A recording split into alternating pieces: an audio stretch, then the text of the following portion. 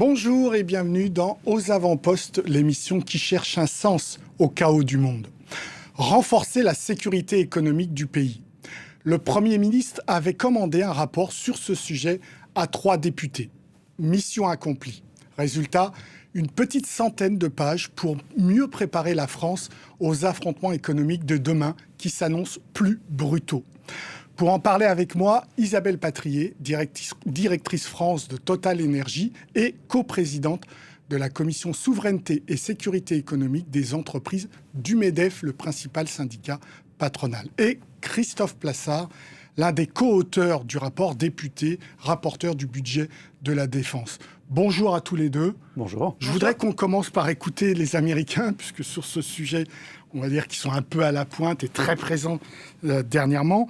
Alors, on va écouter d'abord Jacob Elbert, qui est sous-secrétaire d'État à la croissance économique, à l'énergie et à l'environnement, suivi par Marco Rubio, qui est le secrétaire d'État. Ils vont nous dire combien la sécurité économique, c'est important. Ils s'exprimaient l'un en février 2026, l'autre en juin 2026. Et le premier va parler de la Pax Silica, c'est ce fameux réseau d'entraide pour faire en sorte qu'on assure l'approvisionnement en terres rares pour notamment les semi-conducteurs. On les écoute. En signant la déclaration de la Pax Silica, nous disons non à la dépendance utilisée comme arme et non au chantage. Ensemble, nous affirmons que la sécurité économique est synonyme de sécurité nationale. Notre politique étrangère est entièrement axée sur l'intérêt national des États-Unis d'Amérique, sur la défense de notre pays, tant sur le plan militaire que sur celui de notre sécurité, mais aussi sur notre sécurité économique, le dynamisme de notre économie, notre souveraineté et notre avenir. Voilà, on a bien compris que c'était très important, c'était une priorité pour les Américains. Christophe Plassard, vous êtes l'un des 3 députés qui a rédigé ce rapport qui sort avec Charles Rodwell et Jean-Louis Thierriot. Est-ce que vous pouvez nous donner tout de suite une définition de la sécurité économique ? Alors, je vais vous donner je prends mes notes, une définition précise, puisque c'est un décret, c'est presque la définition telle que la France le porte. C'est assurer la défense et la promotion des intérêts économiques, industriels et scientifiques de la nation, constitués notamment des actifs matériels et immatériels stratégiques pour l'économie française. Et ça date de quand, ce décret ? C'est un décret du 20 mars 2019. Ah, c'est récent. C'est assez récent. C'est-à-dire que c'est nouveau pour nous, la sécurité économique ? Alors, c'est pas nouveau, parce que l'acte fondateur, c'est Charles de Gaulle et c'est 1966. Ouais, vous partez là-dessus. Mais ensuite, il y a eu des évolutions et c'est, la dernière expression à date. Isabelle Patrier, vous avez entendu la définition de l'État. Quelle est la vôtre au MEDEF et plus généralement dans votre entreprise ? Déjà, peut-être qu'il faut revenir sur ce qu'est le MEDEF, parce qu'en fait, le MEDEF, ce sont 10 millions de salariés, 240 000 entreprises, donc l'essentiel sont des PME de 36 en moyenne salariés. Donc pour ces entreprises-là, la sécurité économique, c'est la gestion des risques, de façon à ce que ces risques, justement, qui pèsent sur nos entreprises, ne les entravent pas, leur permettent leur développement économique, leur permettent une vraie compétitivité économique, qui sont les clés de la compétitivité de nos territoires. 2019, disait Christophe Plassard, en ce qui concerne le décret qui donne une définition. Et pour vous, le MEDEF, ça devient une priorité à partir de quand ? Nous, la commission de la souveraineté et de la sécurité économique a été créée par le MEDEF fin 2018. À Sous Roux de Bézieux. Tout à fait. Parce qu'effectivement, il y avait ce besoin coordonné avec les services de l'État, d'ailleurs, de cette sensibilisation de nos entreprises, dont parfois on se dit qu'elles manquent de maturité. Possiblement aussi parce que quand on est une petite entreprise, on ne voit pas forcément le risque de la sécurité économique. Et donc, elle a été créée à ce moment-là. Christophe Plassard, pourquoi le Premier ministre avait besoin de vos lumières là-dessus, sur ce sujet ? Je pense que le fait générateur, c'est LMB Aerospace. Ouais, et le changement, je dirais... Donc c'est une entreprise qui a été rachetée par des intérêts américains et qui appartient à la défense. Qui avait comme actionnaire principal un fonds français et qui s'est retrouvé être vendu à un fonds américain. Et c'est vrai qu'on a senti une polémique forte et politique sur le sujet. Et donc on a été missionné pour faire un peu un état de l'art et voir comment on était aujourd'hui armé juridiquement sur ces sujets-là. Alors, des investissements étrangers en France, puisque c'était le sujet de la polémique, mais plus globalement et de façon plus élargie sur la sécurité économique, qui est loin d'être uniquement les sujets capitalistiques des investissements étrangers en France. C'est vrai que le rapport insiste beaucoup sur les investissements étrangers en France. Je suppose que pour vous, au MEDEF, c'est peut-être pas la priorité ou l'axe prioritaire. Disons qu'effectivement, dans certains cas, comme le mentionne monsieur le député, on a une forme de prédation qui peut être dangereuse pour certaines entreprises. Mais je dirais que principalement pour les entreprises du MEDEF, le vrai sujet, c'est d'à la fois, et d'ailleurs c'est dit dans le décret, je l'ai noté, défense et promotion. Il y a un aspect la promotion qui vous défensif, et ce qui nous intéresse, effectivement, c'est la promotion. D'ailleurs, les États-Unis le disent, Marco Rubio, il dit dynamisme, souveraineté et avenir. En fait, une entreprise performante, compétitive, elle assure son avenir, elle assure l'avenir économique. Et c'est probablement ça qu'on essaye d'avoir. On ne veut pas être défensif, on veut avoir des leaders, on veut être fiers de nos entreprises, fiers de leur dynamisme économique. C'est ça qu'on cherche à avoir, une vraie compétitivité avec des entreprises qui sont capables d'être sur le devant de la scène et pas uniquement françaises, européennes, internationales. Alors, oui. Pour rebondir, si je peux me permettre, c'est qu'effectivement, on sait qu'on est depuis 7 ans le pays le plus attractif pour les investissements étrangers. Et donc, l'idée du rapport aussi, c'était de vérifier que la ligne de crête était la bonne entre se protéger lorsqu'il est nécessaire et en même temps mettre en avant Choose France, Protect France, pour se mettre pour voir si on était vraiment sur cette ligne de crête, pour ne pas, j'irais, obérer de l'attractivité du pays, parce qu'on a besoin des investissements étrangers en France, on a besoin de se développer, on a besoin d'être ouvert. Et donc, il ne faut pas qu'une réglementation existante ou à venir vienne, je dirais, fermer, limiter ce développement et cette ouverture. Mais c'est vrai que c'est un problème qu'on voit poindre depuis un certain nombre d'années, avec un gouvernement qui hésite entre Choose France, donc les investissements, Protect France, la protection des entreprises. Or, les Américains, il n'y a aucun souci. Ils peuvent faire à la fois du Protect America et du Choose America. Pourquoi nous, on a du mal ? Enfin, moi, je n'ai pas l'impression qu'on ait du mal. Simplement, il faut qu'on fixe la ligne de crête au bon endroit. Par exemple, votre rapport, il va être public. Mais le rapport qui avait été commandé il y a 2-3 années par le président de la République à Geoffroy Roux de Bézieux sur la sécurité économique, il n'a pas été rendu public. Donc, il n'y a pas eu de débat. Non, il n'y a pas eu de débat, mais parce que dans ce rapport, il y avait des formes de sujets sur la sécurité économique qui devaient rester, on va dire, secrets. Pour nous, nos entreprises, le sujet, on est dans un monde ouvert. C'est ce que montrent aujourd'hui les reportages et les expressions que vous avez montrées en entrée de ce débat. On est dans un monde ouvert, on a besoin d'avoir cette concurrence et cette ouverture, mais en même temps, on est dans un monde qui a vécu des polycrises. On a eu le Covid, on a eu la guerre en Ukraine, là, on est encore plus ou moins dans le conflit au Moyen-Orient. Vous avez des entreprises qui vivent ça, elles ont besoin d'être compétitives, elles ont besoin d'être offensives, mais elles ont besoin d'avoir les mêmes armes que les autres dans une compétition internationale et avoir les armes d'une concurrence loyale et équilibrée. Donc on a besoin à la fois du soutien de nos politiques pour cette prise de conscience, et je crois que c'est aussi l'enjeu de ce dialogue que nous avons ensemble, pour pouvoir montrer à la fois les difficultés que nos entreprises peuvent rencontrer à l'international, dans un monde ouvert où parfois vous avez des droits de douane, des conflits, des guerres qui vont peser sur nos chaînes d'approvisionnement et donc globalement sur notre sécurité à long terme. Alors justement sur les règles, on va écouter Antonio Costa, qui est président du Conseil européen, qui s'exprimait en juillet 2025, suivi par Jamieson Greer, qui est représentant au commerce des États-Unis. Et là, c'est deux dialogues de sourds, c'est un dialogue de sourds, c'est deux visions. Le premier, l'Européen, croit au multilatéralisme économique. Le deuxième, l'Américain, il y croit absolument plus. On écoute. Nous sommes unis pour défendre un ordre économique prévisible et fondé sur des règles, avec l'OMC au centre. Et dans un monde de plus en plus incertain, nous intensifions nos efforts conjoints pour renforcer la sécurité économique et la résilience. La nouvelle alliance pour la compétitivité lancée aujourd'hui est une avancée importante.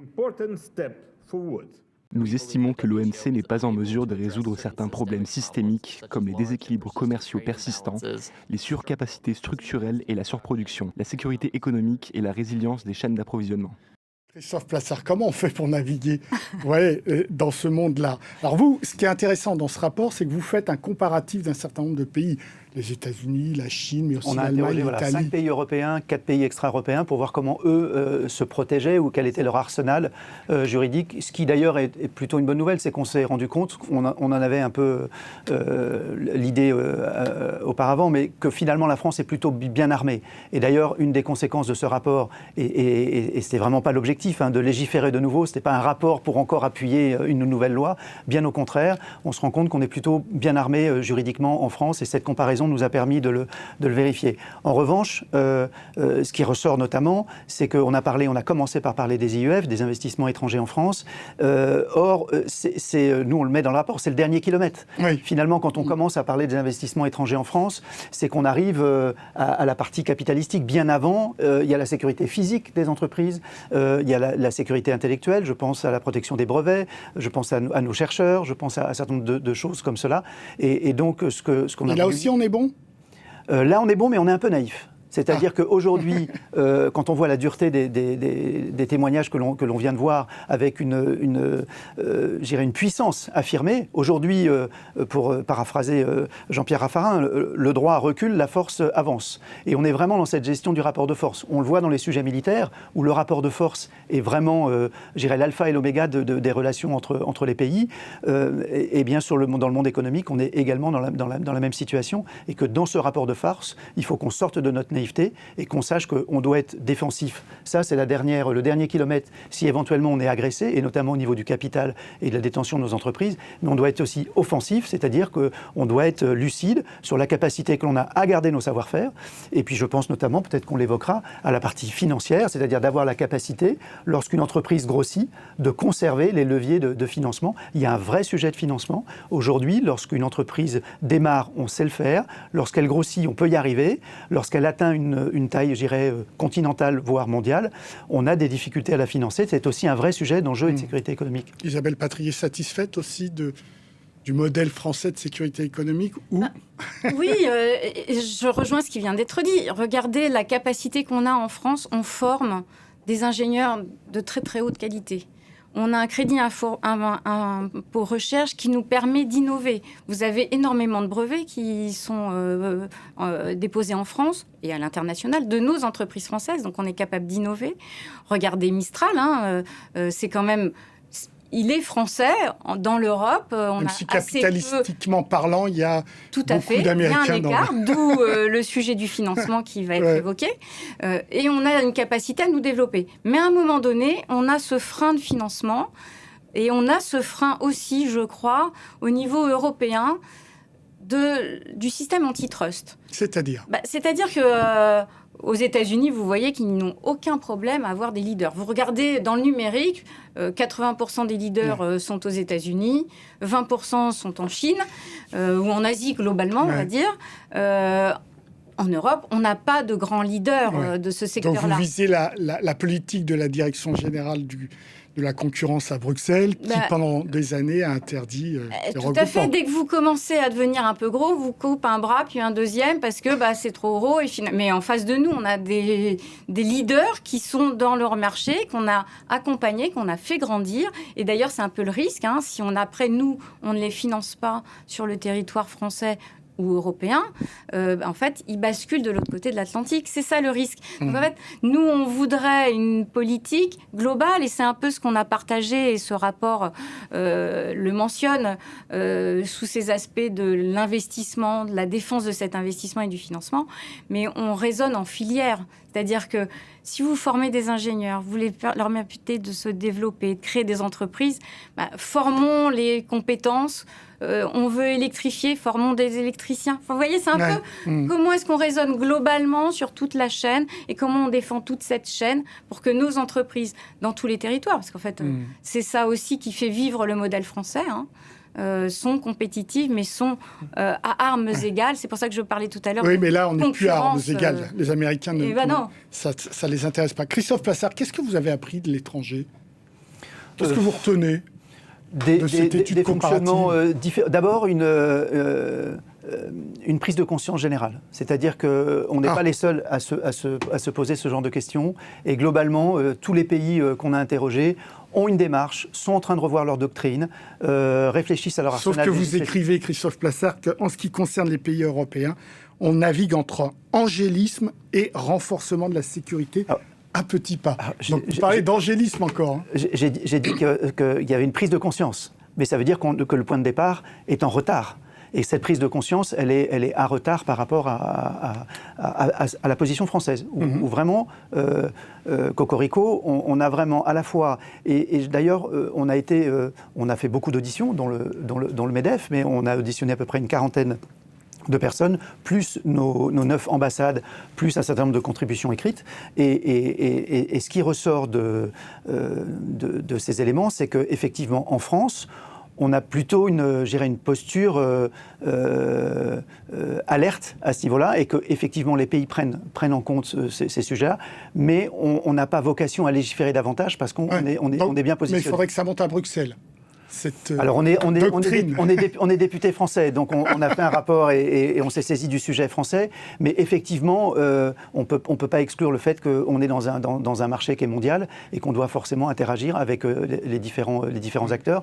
Et je pense que ce qui s'est passé il y a quelques années, je pense à Alstom notamment, se reproduirait peut-être pas exactement de la même façon aujourd'hui. Ouais, le refus de marier Alstom à Siemens l'allemand, qui a été acté par la Commission. Qu'est-ce que c'est qu'être offensif, Isabelle Patrier, pour l'entrepreneur?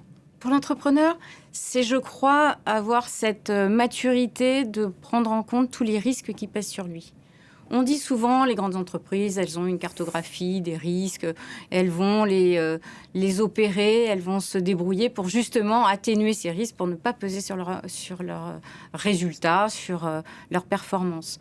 C'est moins le cas des petites entreprises. Ouais, et je crois qu'il faut qu'on ait d'abord cette prise de conscience, de faire l'analyse des risques, de savoir si demain, s'il y a une guerre quelque part, est-ce que l'endroit géopolitique va empêcher une chaîne d'approvisionnement et finalement arrêter une production d'une usine qui sera peut-être pas une très grande usine, mais qui sera hyper dépendante. Donc c'est quand même cette analyse de risque-là, c'est repenser toutes les chaînes de valeur quand même. Est-ce que vous avez besoin de l'État, non, pour ça? On n'a pas besoin de l'État, on a besoin d'avoir cette sensibilisation, mais je dirais partagée. Quand dans un territoire, vous avez ce genre de réaction où vous allez peut-être vous dire, regardez le conflit au Moyen-Orient, fermeture du détroit d'Ormuz, certains ont dû arrêter leur chaîne de production parce qu'ils s'étaient allés chercher moins cher ailleurs. Et donc, ça pose aussi la question de, le prix en France est peut-être plus cher qu'en Chine ou qu'au Moyen-Orient ou qu'aux États-Unis. Alors, on a parlé des petites entreprises, c'est vrai, des moyennes, etc. Mais l'offensive, c'est aussi faire en sorte que les multinationales françaises, européennes, restent leaders. Tout à fait. Et là, comment on fait? Quand les grandes entreprises sont leaders, les petites bénéficient. Et puis tout notre modèle social, parce que finalement, qui crée de la valeur sont les entreprises. Donc comment est-ce qu'on fait? Et là, est-ce qu'on bascule dans la diplomatie économique C'est un tout. On ne peut pas être dans un couloir de nage uniquement économique ou uniquement politique ou uniquement européen. On est dans un monde complètement global et nos entreprises, on leur demande à la fois d'être globales sur des marchés internationaux, mais en même temps de se transformer. Vous avez la transformation technologique, l'intelligence artificielle, la transformation climatique. Donc en fait, elle doit vivre dans un monde qui est de moins en moins avec de moins en moins d'alliés quand même sur cette planète, on l'a remarqué ces dernières années, mais en même temps, continuer leur transformation tout en gérant leur chaîne d'approvisionnement et leur sécurité. Qu'elles soient petites ou qu'elles soient grandes. Et aux grandes aussi, de sensibiliser les petites, parce que les grandes, elles ont en rang 1 des sous-traitants qui eux-mêmes sont des entreprises qui ont des fournisseurs d'un niveau peut-être inférieur. Donc c'est toute la chaîne, et à la fois la chaîne de production économique, mais d'éducation et de politique. Donc tout ça est un tout. Alors, pour parler d'offensif également, être offensif, c'est faire ce qu'on a entendu tout à l'heure, c'est-à-dire affirmer. Et ce qu'on dit dans le rapport notamment, c'est de faire en sorte que l'État peut-être prenne la parole davantage. C'est-à-dire, je l'ai dit déjà, l'arsenal législatif fonctionne à peu près, même très correctement. Je mets en avant les hommes aussi et les femmes de la DG Trésor, de la Direction Générale du Trésor, de la Direction Générale des Entreprises, bref, de tous les services de l'État, parce qu'on a vraiment des gens qui sont vraiment profondément engagés.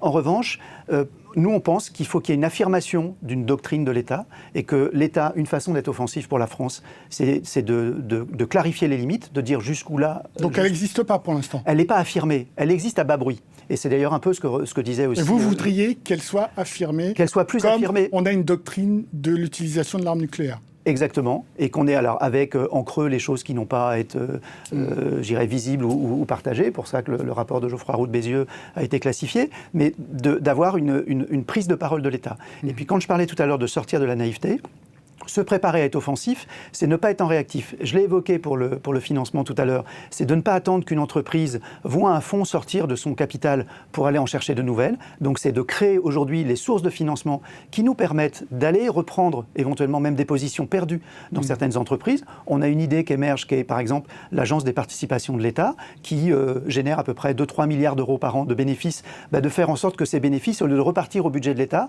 restent dans une poche d'investissement et qui puissent être sous une forme de fonds souverains. Donc ça, c'est la partie financière. Et puis pour la partie des PME qui viennent d'être évoquées, c'est de faire en sorte que nos PME soient prêtes. Et aujourd'hui, c'est peut-être là, je dirais pas le maillon faible, mais en tout cas, les PME sont le maillon faible, parce que quand on est attaqué, on est rarement attaqué sur un grand groupe. On va aller... oui, ils attaquent d'abord par... On attaque la chaîne de sous-traitance et on va chercher le maillon faible. Et c'est vrai qu'aujourd'hui, que ce soit les services de la DGA, la Direction Générale de l'Armement pour l'industrie et de la défense, ou même du CICE, du service de sécurité économique de Bercy, ministère de l'économie. Quand on regarde en équivalent temps plein ce que représente notre implantation sur les territoires, et nos entreprises, elles sont sur les territoires, là, nous trouvons que c'est un peu faible. C'est sous-dimensionné. C'est sous-dimensionné. Vous prenez la direction de l'industrie que j'évoquais tout à l'heure, on a 14 régions, on a 12 représentants en région pour surveiller, piloter 4000 entreprises. Alors, je pense qu'on peut renforcer ça. On a un peu critiqué Bruxelles, mais par contre, Bruxelles se bouge un petit peu et récemment a préconisé le fait que dans chaque État membre, au plus haut niveau de l'exécutif, il y a un conseiller à la sécurité économique. Vous appuyez ça au Parlement ? Alors aujourd'hui, il faut aller voir les outils, une fois de plus, sans complexifier, sans normaliser, sans légiférer, parce que je pense qu'on n'en a pas forcément besoin. Mais une question qu'on peut se poser, et là c'est la parole du parlementaire qui est censé contrôler l'action de l'État, il existe une délégation au renseignement qui, d'une façon très codifiée et organisée, permet d'avoir un regard sur tous les services de renseignement. Il est peut-être envisageable, peut-être qu'il faut envisager une délégation à la sécurité économique pour que justement les deux chambres, Sénat, Assemblée, aient, un niveau d'information. Si on reprend le cas de LMB Aerospace qui a démarré notre entretien et démarré le rapport, on a eu une information qui était quand même assez tardive sur un dossier qui était étudié, on l'a su après, depuis 1 an. Donc je pense que le politique au sens le législateur et dans son contrôle de l'action de l'État pourrait peut-être avoir un outil de pilotage et d'échange, parce qu'on sait très très bien que c'est surtout une guerre de l'information. Voilà. Donc là, au MEDEF, vous pouvez nourrir l'État. Tout à fait. D'ailleurs, on a des relations assez proches, non seulement avec les parlementaires. On a des réunions très, très régulières avec les services de l'État, de la sécurité économique, et pas uniquement la direction des entreprises, le CICE, etc. Donc, ça fait partie de ce que nous faisons. Je vais vous donner un exemple, pour revenir un peu sur ce que disait Monsieur Plassard sur l'importance de s'approprier justement ces sujets-là. Et la naïveté potentielle. Il y a 2 ans, il y a eu une délégation aéronautique américaine qui a demandé à rencontrer l'intégralité de nos chaînes de production à Toulouse de l'aéronautique française, parce que Toulouse, c'est le berceau d'Airbus et de tous ses sous-traitants. Et première réaction, une grande fierté, on vient nous voir, mais en fait, deuxième réaction, ne soyons pas naïfs, protégeons nos entreprises, parce que la prédation, l'affaiblissement, soit de la connaissance et de donner trop d'informations, soit de la prédation, pour ne pas risquer d'avoir certaines de ces entreprises préemptées par des Américains ou autres, parce que je vous donne un exemple, enfin, c'est valable pour toutes les... D'autant que le Sénat américain fait une énorme pression sur Safran et Airbus pour obtenir des informations concernant leurs relations, leurs partenariats avec des entreprises chinoises. Alors là, on a une loi qui fonctionne très bien, qui s'appelle la loi de blocage, qui a été créée... Non, qui a très mal fonctionné. Alors, qui a très mal fonctionné, mais qui fonctionne bien aujourd'hui. Il faut le dire clairement. Non, mais qui dans le fonctionne bien cas d'Alstom, BNP, SocGen, ça a très mal fonctionné. Mais maintenant, elle fonctionne mieux. Disons qu'on ne l'utilisait pas. Elle est de 68 et elle n'était pas utilisée. Aujourd'hui, on l'utilise. Il y a un sujet qu'on peut se poser, c'est la hauteur des pénalités. Est-elle à la hauteur des enjeux? Et c'est vrai que quand on est à quelques dizaines ou centaines de milliers d'euros de risques face à des milliards de chiffres d'affaires, on peut s'interroger. Mais des échanges qu'on a pu avoir, il semblerait que ce ne soit pas forcément la hauteur de l'amende qui permette de freiner certains appétits. Mais en revanche... de l'utiliser vraiment davantage comme étant un outil pour protéger nos entreprises, mais ça veut dire que, et là on est aussi sur la naïveté, de faire en sorte que nos entreprises la connaissent, cette loi. Et je rebondis sur la naïveté, les salons. Quand une entreprise fait un salon international, un salon professionnel, on est exposé. Merci à tous les deux pour vos réponses. Les téléspectateurs pourront avoir votre rapport, je suppose qu'il va être sur Internet. Aux avant-postes, c'est terminé. Vous pouvez retrouver cette émission sur france24.com, sur nos réseaux sociaux et sur nos podcasts. Au revoir.